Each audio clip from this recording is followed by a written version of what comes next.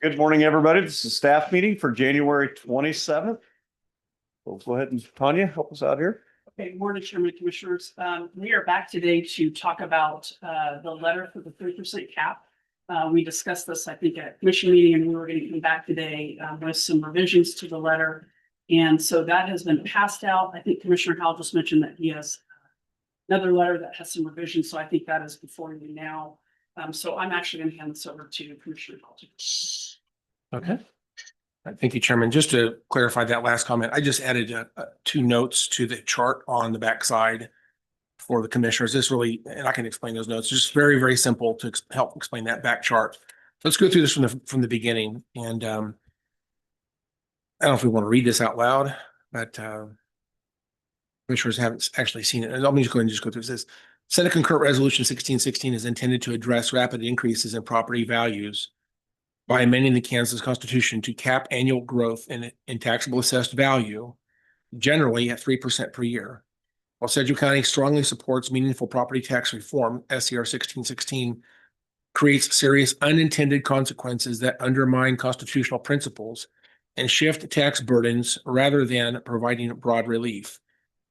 First, Senate Concurrent Resolutions violates the Kansas Constitution's requirement for uniform and equal assessment. Current law requires property within the same classification be assessed at a uniform rate.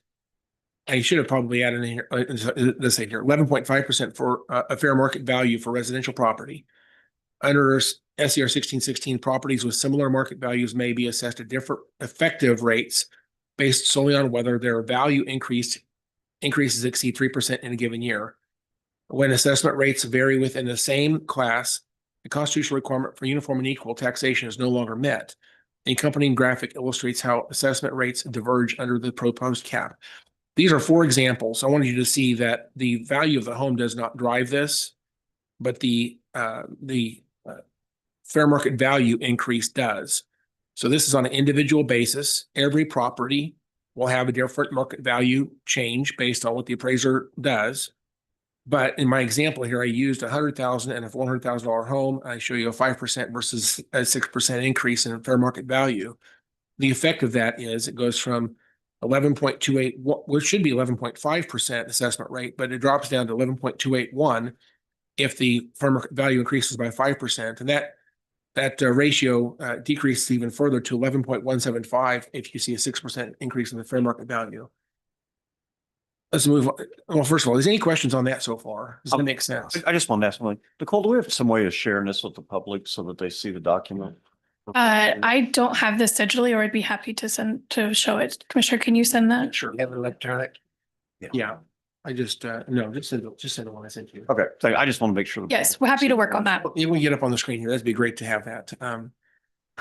So does anybody have any questions about that point? Because I'll tell you this, I went and spoke with the tax chair in the Senate last Thursday, and she fundamentally, absolutely, and strenuously disagrees with me on this. Commissioner Meissner.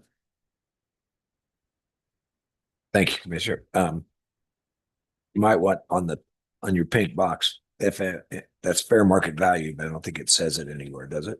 It does up above. It Might want to uses the word somehow. fair market value in the paragraph above there, I believe. I'm just anticipating somebody reads this for the first time. They may not know what it is. I can just capitalize the, parentheses. pardon me? Put you could put FMC in parentheses after fair market value in the paragraph ahead. Right, so also I'll add a FMV in parentheses right next to where it says fair market value in paragraph 2. Is that acceptable? Okay. Yeah, probably somewhere I have to reference. I just say this. Is the goal Yeah, go ahead. to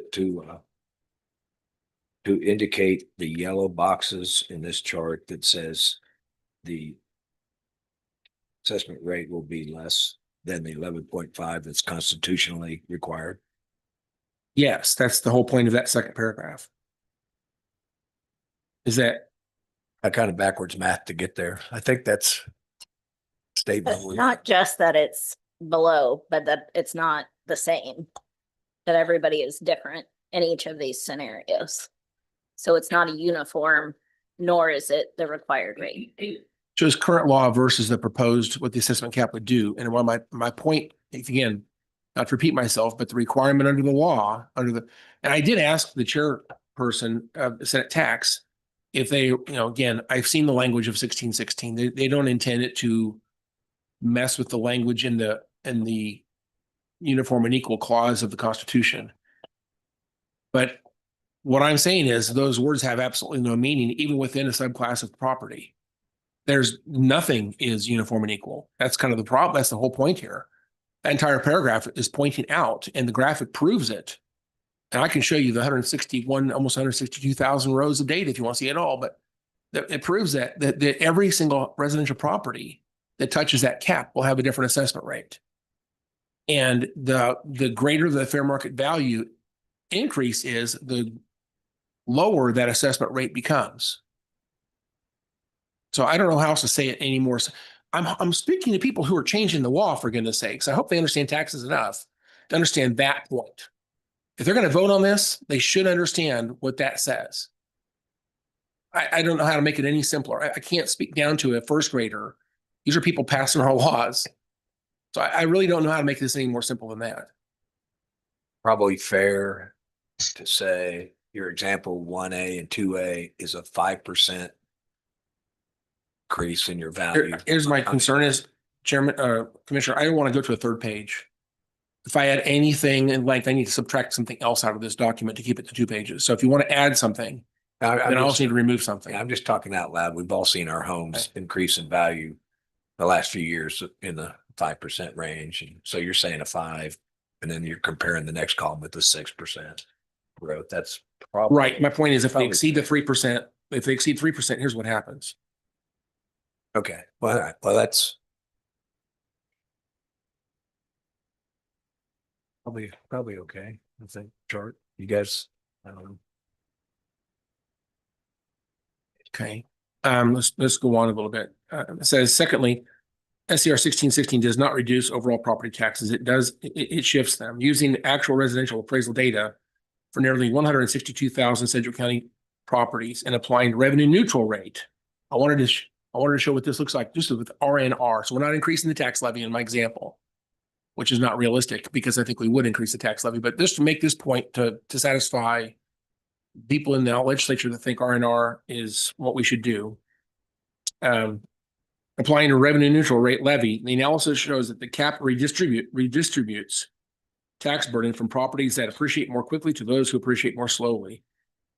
As shown in the accompanying chart, 51% of homeowners would experience higher taxes under SCR 1616 compared to current law, even with no increase in the total revenue collected. I hope that paragraph makes sense. If the chart over, I'll explain the chart. And so what you don't see on your chart there, I've added 2 notes to my colleagues on my left.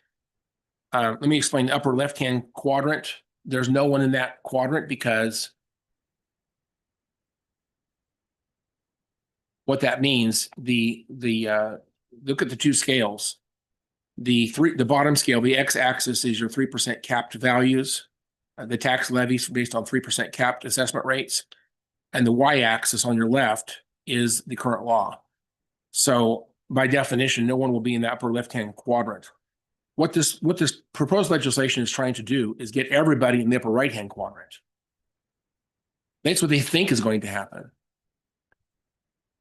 Okay. Because what that means is that $33.77 is the new tax levy for a home in that quadrant under 1616.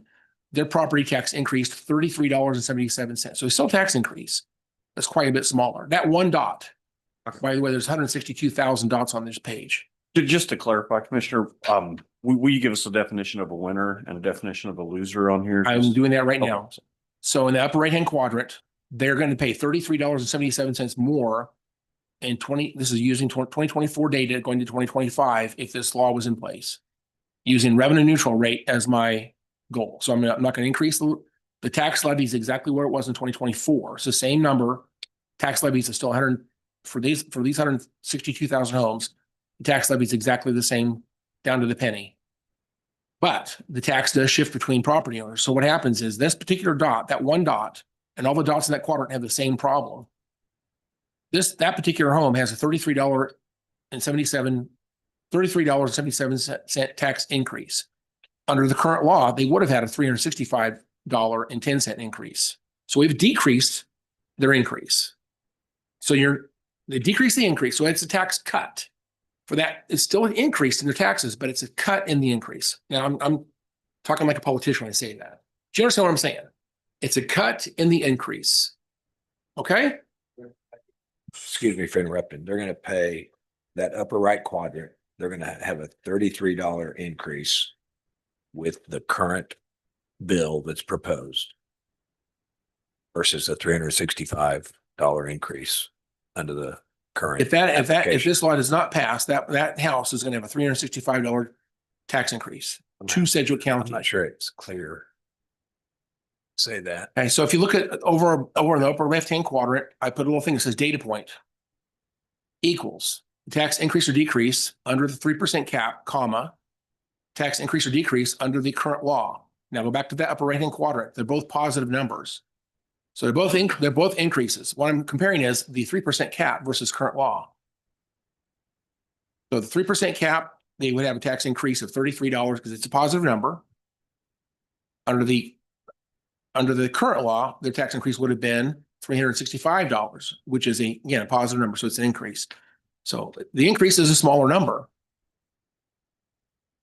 I don't know how to make this any simpler. Tax laws are complicated, apparently. But you do see that person, that particular home has about a $330 tax cut. They're still increasing the tax dollars required for that home. Right. The reality, it's a smaller number than it would have been under current law. So That's probably the intent of the law. that's why, again, they think Just have a everyone's going smaller- to be in that quadrant. That's what they're trying to, the people who are voting for this, if everybody was in the upper right-hand quadrant, I see why they would want to do this. But what they're missing is everything below the horizontal axis. Okay, so what they're not understanding is there's actually 51% of the dots are below that middle line. 51%. In other words, a majority of this is under revenue neutral rate. We're shifting the tax burden from people whose homes are increasing in value, what they would have paid under current law, we're shifting that burden to people whose properties did not increase. 51% of the people now have a 51% of people have a tax increase they would not have had. Go back down below. Let's use my little chart there again. I see I've identified several more dots there. There's 4 more dots below the horizontal line. Let's look at those.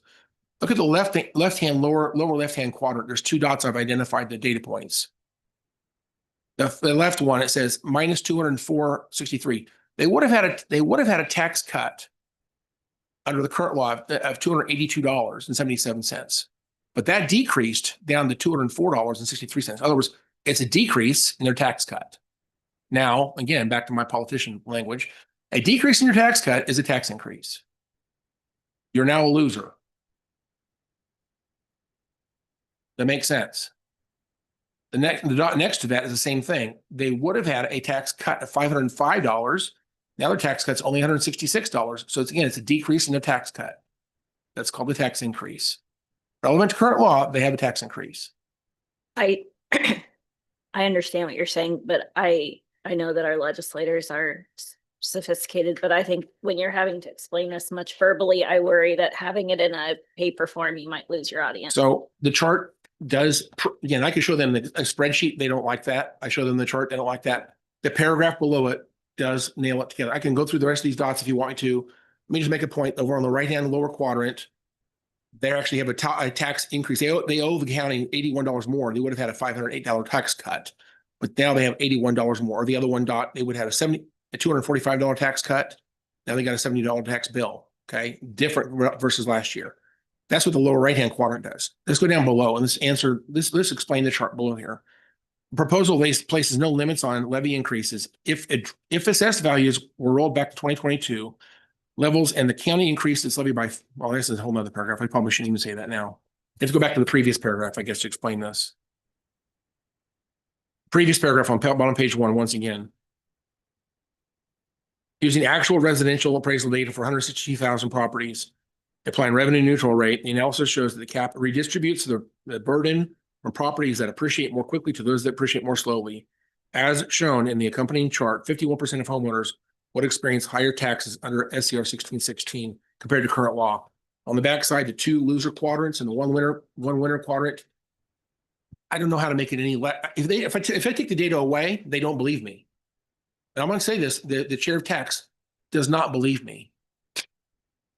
She doesn't understand the data, in my opinion.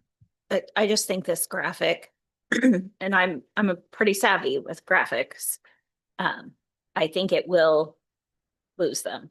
Would there be, I like everything that you say. You talk about the data.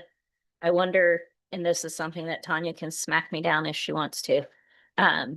If this was shortened, could you maybe do a video and say, see the video explanation for a walk through the data, and you do what you just did and you explain it all for those. So who leave the actually chart on want here or to. take the chart off? I would take the chart off, and I would take the that says as shown in the accompanying chart in that bottom paragraph, and leave everything else.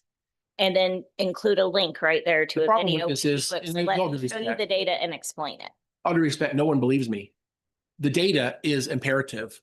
If I write this out in a paragraph form, they absolutely reject this point. They do not understand the math. I have to give them data to prove to them this is real.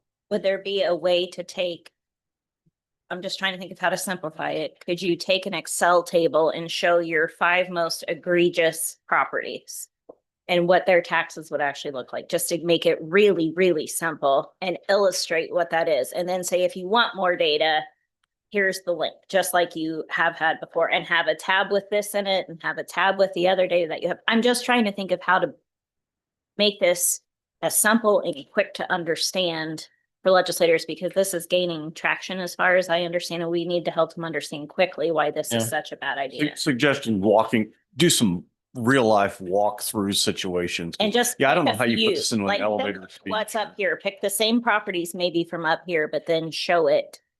I could number these 5 data points, 1, 2, 3, 4, 5. Now, or something. Another like chart that. down below and Yes. put it down on a chart, and explain The what their five date, what dollars. their tax would have been, what the tax becomes, and I can put a chart down below. Understand though, I have to go to a third page. Like actual dollars, and that way you can show that your exact point, which is how it shifts the burden from those. You talk about how it redistributes tax burden from properties that appreciate more quickly to those that appreciate more slowly. If you could show a couple examples, maybe the same ones from above. I'm just trying to think of how to clearly help them grasp it quickly, because even I had to take a minute to absorb all of this. And it's not a knock on you. I think it's awesome data. I'm just trying to think of how to make it most effective to get your point across. Because you're exactly right. Your data is wonderful. They all should believe you. But Yeah, I would suggest maybe take those 5 dots. I didn't even realize the dots. I just thought you were pointing at a group when I first looked at it. But now you explained it. Maybe you take those 5 dots as an example, do a more of a spreadsheet look that just says this property winner or something, and what they would have paid, what they will pay as a result equals winner equals loser. maybe you could Maybe- have an attachment that's this, but have Right. just the front and back with that simple one, and then turn this landscape and have it as an attachment or an exhibit. All right. I'm just trying to think how to make this best. Your work is wonderful. Yes. The We way were arguing before about the language before. The words were bothersome to my colleagues. So the words hopefully are not offensive at this point. If we can agree on the words, I can work on the presentation, but we have to agree on the words. well, can I, we're dialoguing, Mr. Chairman. Thank you for we did have the words the last time, and you and I, Commissioner Howe, sat with Tanya and kind of redid it.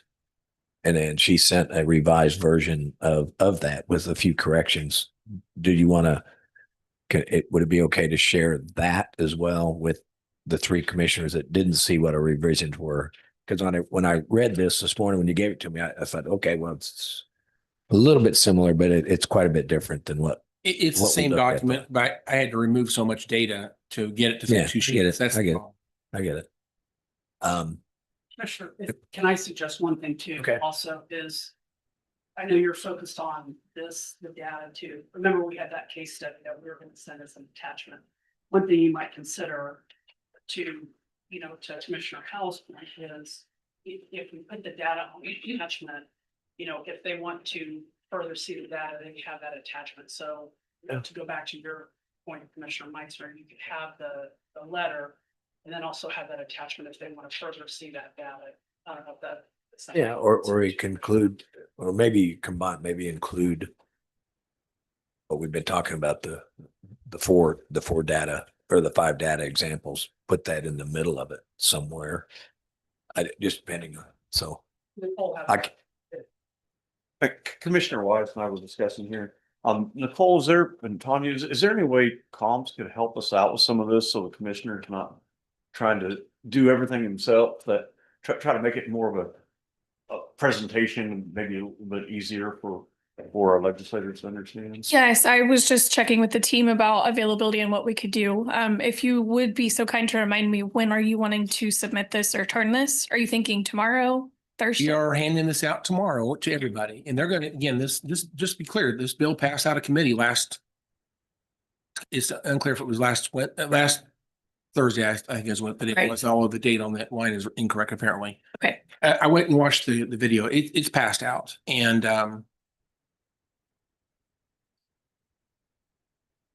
the next thing is the floor of the Senate. So I think we need to be aggressive to get this out, especially to senators. Yes, we're happy to help. Pending how conversation goes and what's going on after this meeting, we're happy to sit down and work through. And again, let me just be clear. So people are listening to this. I am not against property tax reform. I got to say this out loud because people think I'm pro tax. I hate taxes. Okay. I hate them, but this is unfair. We're going to make a disaster, and because we're doing something, we don't even know what we're doing as a state. We're acting like children. We're doing stuff without the analysis to back it up. And there's going to be true victims in the system if we do this without thoughtfully knowing what the effect of this is going to be. And apparently no one in the state has done this analysis. I shouldn't have to do this, but nobody else apparently understands the point that's trying to make here. If these 2 points are true, again, the conclusions are absolute. And again, if you don't mind, let's focus. I have to leave here in a minute to go to a funeral. But if you just want to look at the last part of this, the second to last paragraph, SCR 1616 is intended to solve a problem of erroneous spikes, but it creates unfairness. It does not provide meaningful or equitable property tax relief. It undermines constitutional requirements, shifts tax burdens, and increases taxes for a significant share of Kansas homeowners. I think that's a pretty powerful statement. And then you go on down, well, then what do you propose? Because everybody says, well, if you don't, I heard on the radio this morning, well, if you don't like that one, then what are you going to do? Well, here's 3 ideas. I give them something to think about. And these are not difficult.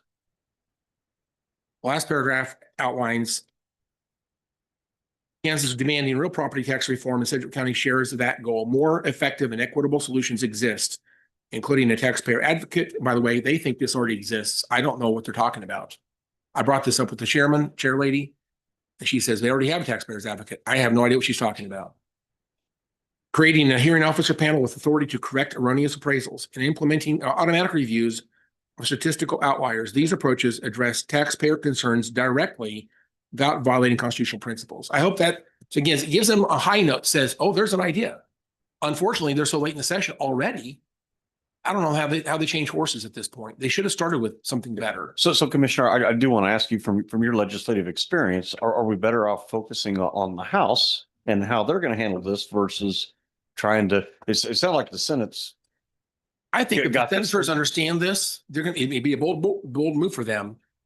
But if they know this before they vote, and they voted for it anyway, I think that questions why they would do that. I think it stops them in their tracks. The reality is they want to believe that they're being told something is truthful, but they're not being told the whole truth. I'll just say this. I talked about, I'll go back to one of the first points I made today. When I talked about the tax levy and the tax rate, the chairperson of Senate Tax told me that doesn't mean the same thing. That's 2 different things, according to her. And I argued, I said, I don't know what that means. I'm talking about when you calculate your tax liability, your tax levy for a home, you have to have the assessment rate of that home to do that calculation. And that number, that assessment rate should be the same for every subclass of property within that classification. Every property in that subclass should be the same assessment rate. That's how this works. That's what those words mean. She argued with me and she said, no, you can still have 11.5%, even though everybody has a different assessment value. I'm not sure. I think she said assessment value was different than assessment rate.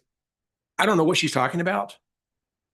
But again, if that's the answer is that we're playing a word game, that these are not the same thing. I think the senators need to know that. Because this is a constitutional issue. Unless you take that sentence out of the Constitution, you can't get here. I want reform, but this doesn't make any sense. And people, will split my comments and say I'm for tax increases. Not at all. I want fairness. I want to fix the problem. This isn't going to solve any problem. This is just playing games. And I think we got to be strong. I think for us not to speak to this, when we understand this, so not to speak to this as a missed opportunity. You're right. Whoever said that, we should go to the House. You're right. But our next opportunity is the Senate. And I don't want to wait until we get to the House, because at that point, the pressure's on. I think we need to address this at every step of the way. The next step is the Senate. And again, there are better ideas out there. And I bring up those better ideas, and they tell me once again, it'll take too long to do that. They want relief this year. So this is an election year. They want something to put on the campaign flyers, and they want to pass whatever, even if it doesn't make any sense. So anyway, I can work on the graphic, I guess. I don't know how to do that. I guess Nicole and I will work together on that. I don't know how to do this without making it longer. I guess I'll remove this chart from this page and add some of the stuff we talked about. The letter that's in front of you, is that the letter? That's not the one that Pete and I Tanya worked on. That's a different one. We can put some of that other language back in to get to 2 pages, and we'll keep it to 2 pages. We can add another attachment to the back that clarifies the actual data. So with that, is the verbiage okay on this one acceptable? And Tanya, do you want to bring up the one we worked on with Pete? I have a question while she's pulling that up. Can somebody clarify this is going to be for a constitutional amendment, 125 House members, 40 Senate. What is the voting in aye to move it to a constitutional amendment? How does that work in the Kansas legislature? Yeah, Commissioner Beatty, Justin Wagner, County Councilor, my recollection is it's 2/3 requirement in each of the House and the Senate. There's no ability for the governor to override that. And then it just gets on the ballot for the taxpayer. So just to move it to a ballot, it's 2/3. 27 in the Senate, 84 in the House. Okay. I think it goes to the August 4th ballot. Yeah, that's the time frame. Yep. 27. Okay. Let me say one more thing. That is they believe this bill by itself doesn't really do what it needs to do. They said that they were going to add a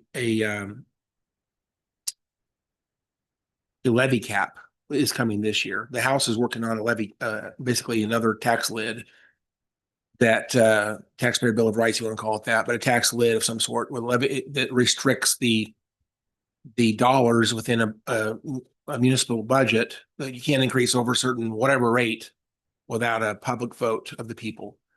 And that is coming from the House. So they're going to do that yet this year as well. So that's the plan. The House and Senate are working together on that piece.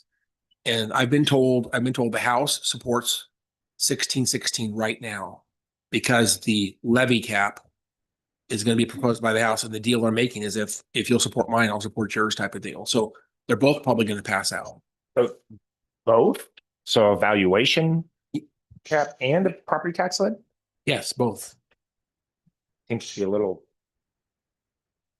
necessary. Well, I think one would fix the other, but this isn't. Year 2022 still up? That's still in the Commissioner Meissner, yes, it is. It's still in the STR 1616. Yeah, it's what was passed out of committee last week for Senate. Commissioner Howell, I know you've spent a lot of hours on this. Have we talked to any of our other county leaders that have the same concerns, and could we link arms with them to do their research and have their charts to show how that impacts? Mayor Belair understands this. He's been a pretty good advocate. We have other county commissioners in some counties that have been absolutely champions of SCR 1616. They love it. I don't think they understand the math. I have yet to, even Jay Hall with the KAC comes in as neutral, because they have counties on both sides of the issue. They have a lot of counties that are against it, but I don't think they understand why they're against it. They don't think they get the data But they have other counties that are champions for it, which again is interesting to me because if they really want to do this on their own, they could do it. They could establish a local policy, and yet these counties have not established local policy. They could certainly do this if they wanted to. In terms of they can't change the rates, but they can certainly cut their budget as much as they want to. And they've not done that. So at the end of the day, there is nobody else in the state of Kansas has this data that understands the points I'm making today. No one else is saying this. And this did not come up during the 3 days with public hearings either. These 2 points were not made during the public hearing. Tanya, do we have any understand like the big five, Johnson County, how some of those other counties feel about this? I guess that's what I'd like to take their temperature a little bit and see what they're. Those that I've heard from the big five, but I'm happy to reach out to my contact. Yeah, I don't know if whenever we get this revised, if we can share this is what our opinion is and kind of test the waters with them a little bit and see how they feel about that. Reach out. What other questions? Probably since I helped or I worked with Commissioner Howell and Tanya. You recall that first letter we looked at last week? This is just some minor revisions of that and clarify. So if we take our mind and Jim's document also has a lot of this in it, but this is what we had come up with, mainly the first sentence. Instead of saying we oppose bill, we just said we strongly support property tax reform. And then we took the approach, or I took the approach, and I think in our discussion is how do we do this as an explanation letter of the vulnerabilities. So yes, we're against tax reform. However, 1616 doesn't address that for the following reasons. That goes into the redistribution is clear as what Jim has said, unequal assessments, shifts, things like that. And then we mentioned in that third paragraph that we have identified a number of policy opportunities, and which Commissioner Howell's last paragraph on his document actually says some of those, which is pretty cool. I like what Commissioner Howell said in that last paragraph on his document. So we're kind of we're kind of going back and forth between documents, but that's what it was. Anyway, effective solutions, it addresses spikes before the yellow highlighted area. If you can scroll down, Nicole, please. Then this was, if you recall, that last document we looked at last week kind of had some numbers, the 1, 2, 3, 4. I think this one, I don't think we changed anything, did we, Tanya, Jim? I think it's pretty much the same. Number 2 is it shifts, talks about the shift. Up in number 1, the second line, classification shall be assessed. We did look up, Commissioner, I pulled up the Constitution, and it doesn't say may be or will be, it says shall be. So we just included the word shall. That's all we changed in that paragraph, I believe. Refers to the 11.5% in number 1. That's and the market value, blah, blah, blah. Number 2 is the shift. And then number 3 goes back to Jim's. I think winners and losers is good. He said that before. And it talks about his 161,000 properties. Many, that last line in number 3, in fact, many will have higher tax levy because of. I thought that was a strong statement. Number 4 was as it was. We kind of not debated, but kind of talked in circles around it. That number 4 is exactly the same as it was last week, which is kind of okay. We didn't know if there's a better way to say that, but what we wanted to make sure that if we had to go back to 2022, we take $45 million hit. Recall in our budget of 600 million, we get 220 million in property tax revenue. Well, take 220 million and now knock that down $45 million. So now we're at 175 million to start with. Where it in- says to in year maintain, one. where it says to maintain current revenue, I'd like to change that to maintain current services. So that, not just to maintain revenue, but to maintain current services. I want to change that to Oh, yeah. be clear that it's going to Yeah. affect our services. That's a good point. And then number 5 is disproportionate, like as we've talked, higher value homes will have a better result of their taxes versus the lower value homes that increase at a slower rate or don't even increase at all. In regards to number 5, and I'm trying to understand that there is no check and balance when you sell a property, correct, Commissioner Howe? I mean, it's just the 3% cap is forever. If you sell the house for 20% so- more than what the valuation is, it stays at a 3% cap. So it's just going to get, the spread's just going to get wider and wider the older the property. So I don't know, I did not study this, but they I did it. think we need to address that for sure, because otherwise we'd never get a check and balance with the valuation system. I believe there was an amendment on the bill when the Senate passed this out, and I think they addressed that specifically. Again, I think that way it's drafted, you're correct, Chairman, that is the way it is designed under the no change draft.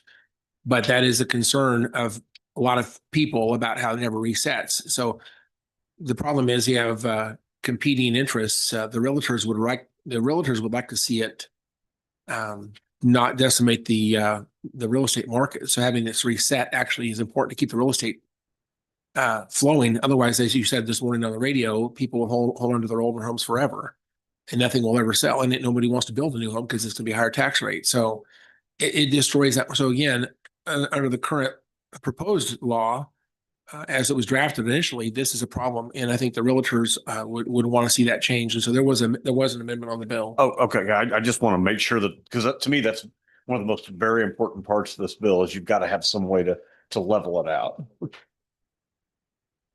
Becomes a selling point. So imagine you say, I can sell you my home, and it comes with an assessment cap of, it's down to some small number, and you can buy that, as a selling point on your home.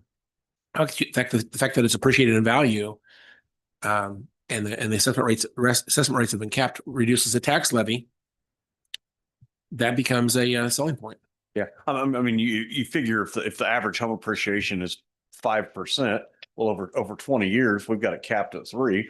Well, 20 years, that's 40% out of what the actual value is that you're being assessed at. Can we double check, Tanya, and make sure that if that amendment was made, or if not, can we add it to this? I'm thinking about this now. I think I said that backwards. The realtors, I think, would like it the way it is now, and I'm not quite sure why not quite sure what industry they wanted this to change, but there was a point to change this. I believe they did adopt an amendment. So I'd be curious why the Realtor Association would be against the fair market value of the sale of a property used as taxation.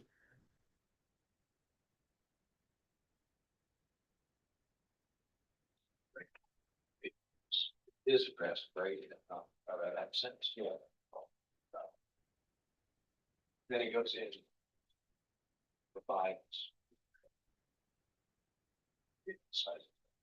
I like the bottom line. That's a simple,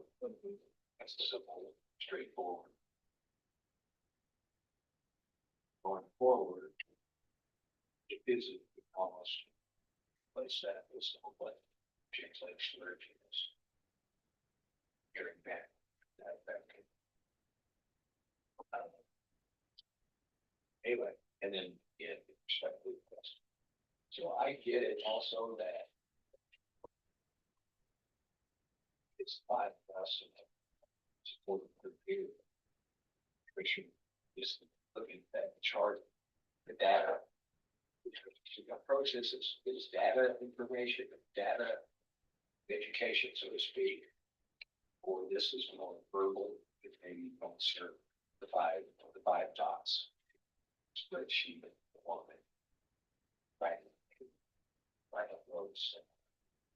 I don't know, surely. But there's 2 different approaches.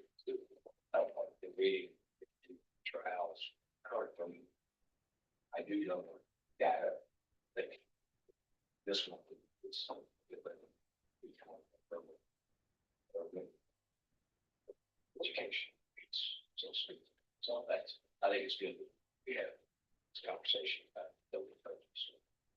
I can do what you said, Commissioner. I would just tell you, I misrepresented the amendment. What it says here is they amended the resolution to specify that normal maintenance and repair may not be considered improvements to the property for purposes of the exception to the limitation. In other words, if you get a building permit to replace a roof or whatever, they can't to trigger a reassessment of your property. You don't lose the cap.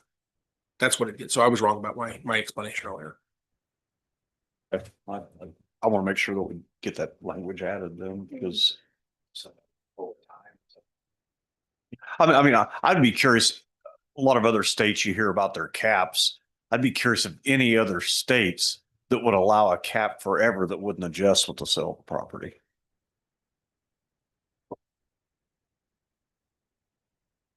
This would be hard to do this, but there's, I think, a number of states that do have assessment caps in place. I'd like to look at their constitutions and find out if their language is in the, are these constitutional amendments that they put in their states, and then how are they different? I looked at Oklahoma, for example. Oklahoma does have a cap, but it only allows, if I understand correctly, by reading their constitution, a range of 11 to 13.5% for residential. So if you get down to 11, that's called a floor. So we talk about a cap, it's our lid, our cap. They also provide a floor. And so again, maybe I'm misunderstanding what's going on in Oklahoma, but it looks to me like the cap doesn't apply if the assessment ratio gets down below 11%, it stops there. We don't have that in this bill. Okay, commissioners, just to kind of recap, are we wanting to focus more on this letter with adding some data to it, or do we want to have more of a verbal letter with data attached? Well, this right here is more verbal. Correct. With that attached, I think be more palatable for. We are in the last minute. I totally respect that. And it's just kind of appreciate Lindsay's suggestion that if we go with data document, it does need some verbal. It almost needs a podcast to explain. Not respectfully speaking, I mean, to walk it through. It's just difficult. I love the 5 data examples that shows winners and losers. That winners and losers is a strong statement. That's a popular one up there too, I think, anyway. You're speaking to this, correct? But I don't know if I do appreciate, again, it's last week. Excellent comms team took this document. What was the basis that came out with this document, which was really good, we all agreed. Maybe they could somehow mesh these two. Got a backside of this, so I don't know if you want to put that chart on. You've got an extra page here, so you can put this on the backside, maybe with some explanation. I'll go along with the bill. Personally think we insert some good stuff into this version that we have. But Commissioner Howell, I don't know how you feel, and I don't know how the rest of everybody else feels. I think what Tanya just said is putting that chart on the backside of that with a tiny little chart next to it that says these are the 5 data points, and explain that in a table format, the effect of this law on those 5 data points. I think that would illustrate the chart pretty nicely. So, okay. That's clear as mud. Well, is there anything that any verbiage on that letter you just looked at, or the one I handed out earlier, the verbiage, the language that's on there, that anybody doesn't want to stand by, that you find is misleading or incorrect, you're offended by it, or you don't like it for some reason, you're alarmed by it? Is there anything written on either of these 2 pages that you think, no, we can't say that, that's bad? Because if that's we would steer away from that. If that's okay, we would take any of the language on these 2 pages and massage it into one document. As long as it's all good, we can use the same language, just put it together, so to speak. Fact-wise, you're, you're spot on, Okay? fact-wise. So if there's other conclusions the commission wants to argue with, I'll shut up, but Can you pull that up again? The other document, especially the last 3 paragraphs are really good. And while she's pulling that up, I do want to point out, if there is both an assessment value cap and a property tax lid that go into effect at the same time, this organization needs to prepare for large cuts to important services. So whoever's listening to this and whoever has ties, I think this is the time to advocate.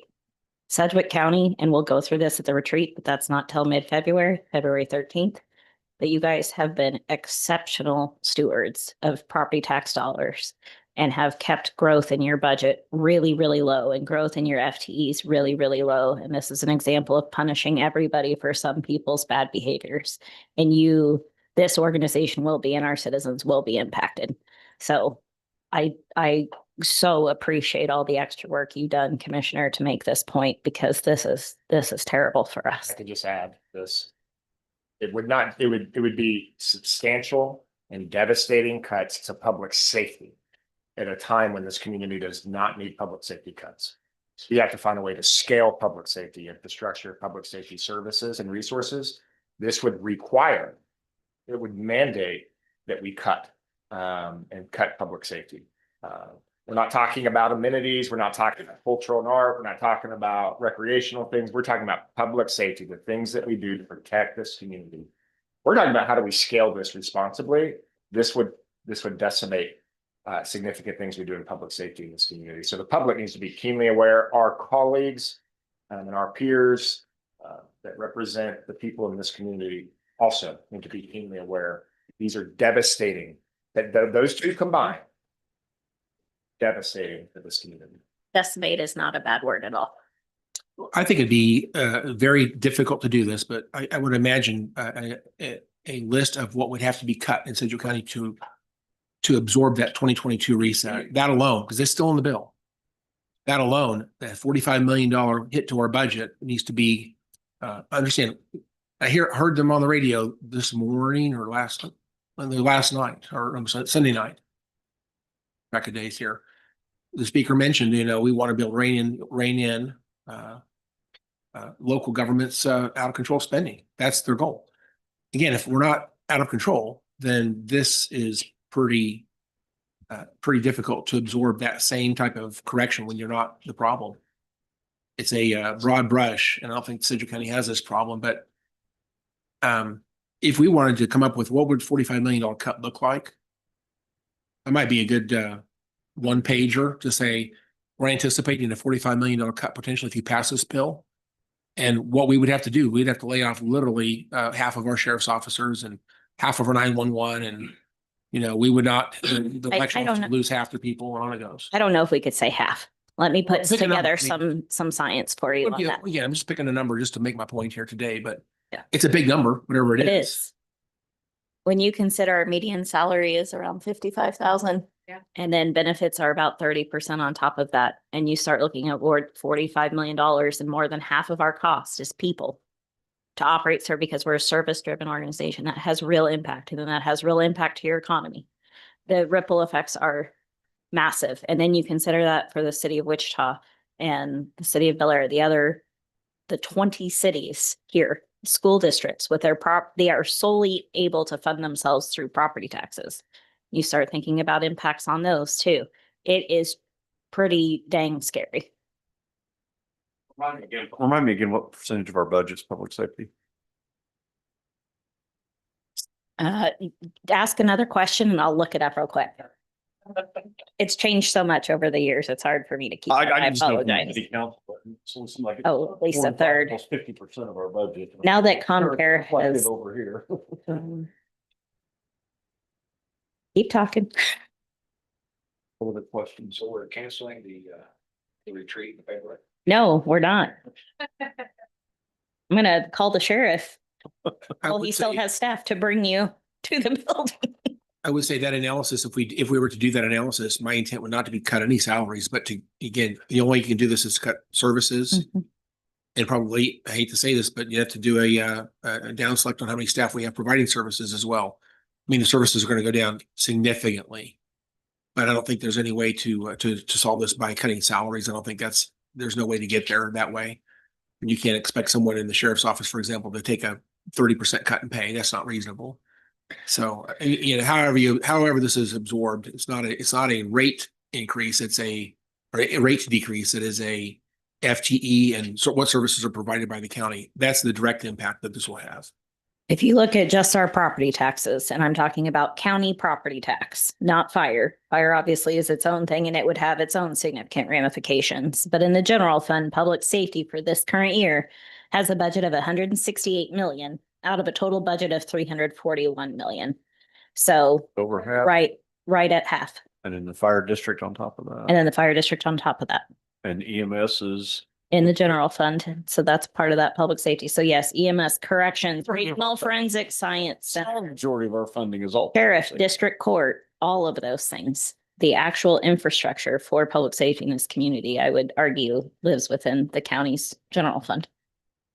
I think it's important You're to, not gonna pay cut your way out of that. Rusty, go ahead. I think it's important to remember how public safety and community safety are structured. It is the intent of the federal government and the state of Kansas that day-to-day criminal activity is the responsibility of local municipalities and counties to manage those things. Disasters or times of public crisis, that's man-made or natural. The intent is that locals should take care of themselves to the point that they've expended all resources available.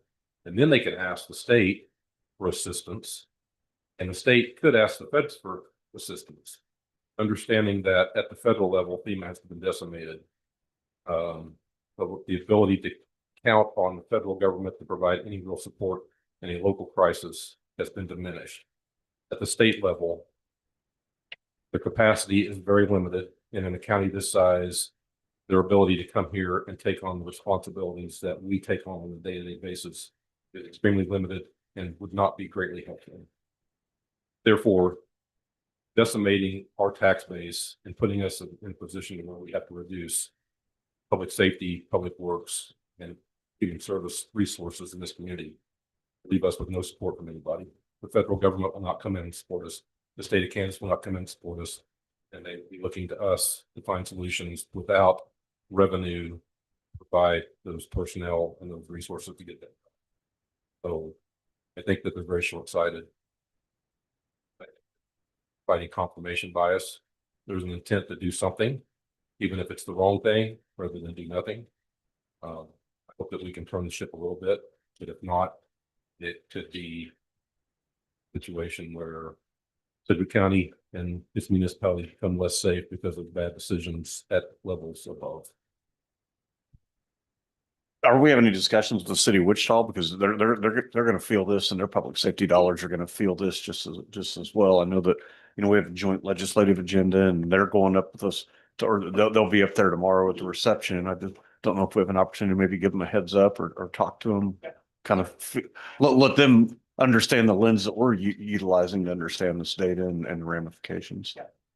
And I know that you all have conversations with the mayor and vice mayor about this also. And another thought is no disrespect to we have the 16 departments that are mandated by the state. Respectfully, that, in my opinion, if we start in February, those are the 16 that take the brunt. I hate to say it, but and then we blame it on the state. But just a thought. So plug your ears back. Anyway, this is really serious stuff, man. Rusty, what you just said was really valuable. I'm really glad that you just said. So thank you. And I agree with you on the things that we do for the state have to stop and the state has to do themselves. Right now, there's discussions about the fact they can't afford to do what they're supposed to. Whether it's Department of Corrections or others. Can't they admit the fact that they don't have the money to do what they need to do if they stop doing it? They have no choice. Any other thoughts?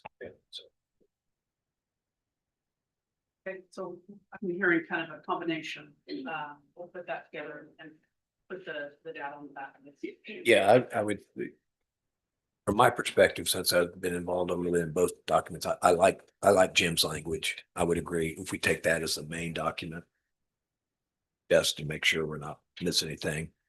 Take the charts and back page or do some of the changes. This one is a little, I would say, softer or maybe more wordy. This is stronger, which I think we all want it to be stronger. So we take Jim's document and words and see if it's makes sense. It says start with Tanya, this one and add in the other. Let's start with his and I'm gonna clarify one more time. So we're taking the most revised letter, pulling out the data and putting the data on that. Is that correct? take a theory that the 5 dots, put in the middle of it, somewhere, 5 dots. We can try to simplify and make a table. A little mini table, right? Somewhere. I will help. We're gonna put those 5 dots in realistic situations of taxpayer A, B, C. Yes, Yep. I think we should do actual Okay. examples to really drive it home. All right.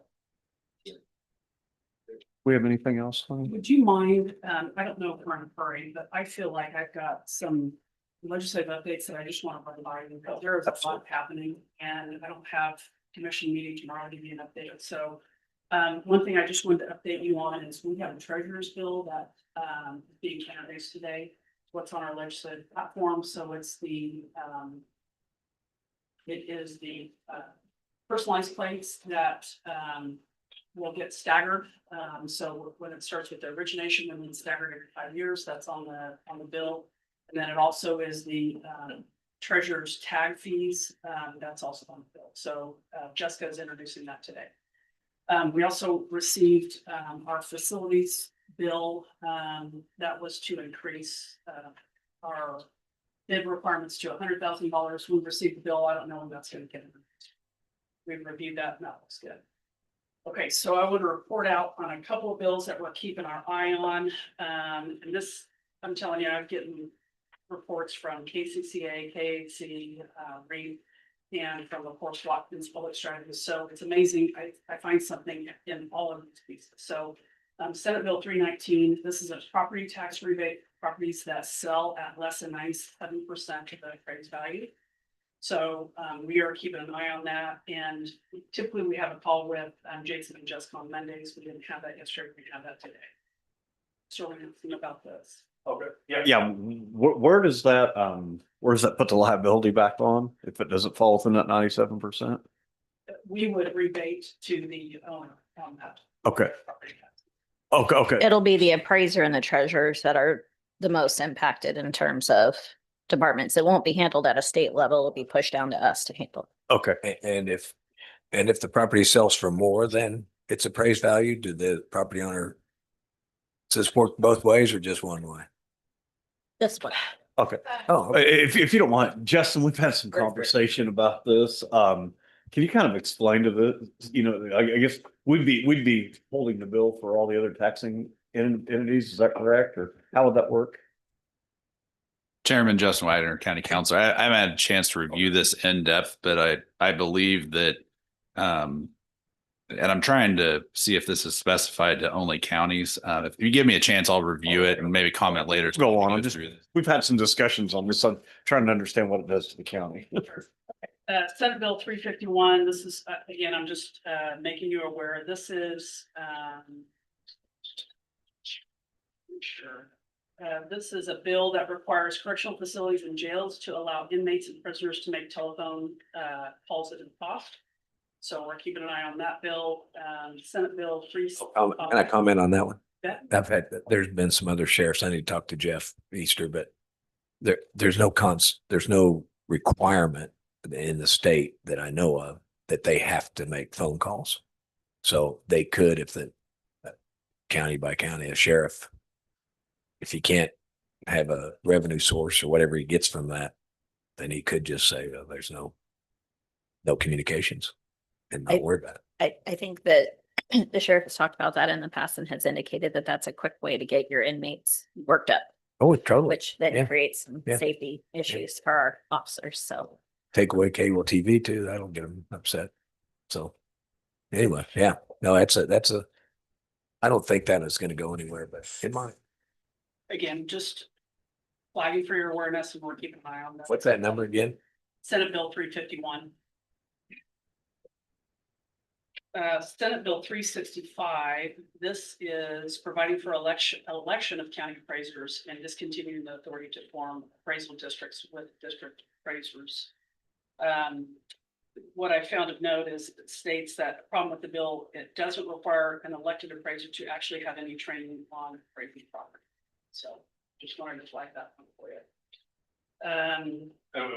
Where's that bill at? Is it That's- just introduced I or? think it was just okay. House Bill 2433. This one is clarifying county authority over the transfer or appropriation of water by placing such authority except for domestic use with the chief engineer and water transfer hearing. Make you aware. Senate Bill 144. This is about solar panels. Invalidating restrictive covenants that limit or prohibit the installation of solar panels and allowing the adoption of reasonable rules by homeowners association concerning solar panels. So I forwarded that one to Scott. We'll just review. Senate Bill 314. This is prohibiting the use. This is an elections bill, I think. Yeah, prohibiting the use of public assets by government officers and employees to advocate for or against proposed amendments to the Constitution of the state of Kansas and ballot questions submitted to qualified electors. Okay, then there's some other election bills.